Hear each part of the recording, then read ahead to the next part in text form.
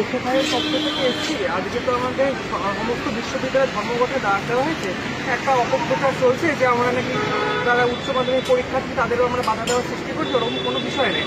আমরা এখানটায় দাঁড়িয়ে আছি, আমরা একটু আপনাদেরকে অ্যাকশন করতে এসেছি। আপনাদের কোনো অসুবিধা হবে না, বা আমাদেরই ভাই বোনের মতন আমরা বিদ্যাপীঠের এই স্টুডেন্ট, সেখান থেকে আপনাদের ছাত্রছাত্রীদের কোনো অসুবিধা হবে না, আমরা অ্যাকশন করছি।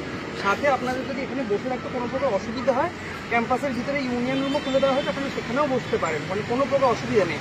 আর তাছাড়াও যদি আপনাদের কোনো অসুবিধার সৃষ্টি হয়, এখানটায় আমাদের সংগঠন এরা আছে, আপনি এর সাথে কথা বলতে পারেন, তারা আপনাদের সম্পূর্ণ সাহায্য করবে। যে আপনাদেরকে বলা, আমরা যেগুলো বলার জন্য এসেছি। মানে গতকাল থেকে এক প্রকার অপপ্রচার শুরু হয়েছে যে আমরা নাকি উচ্চ মাধ্যমিকে বাধা দেওয়ার সৃষ্টি করছি।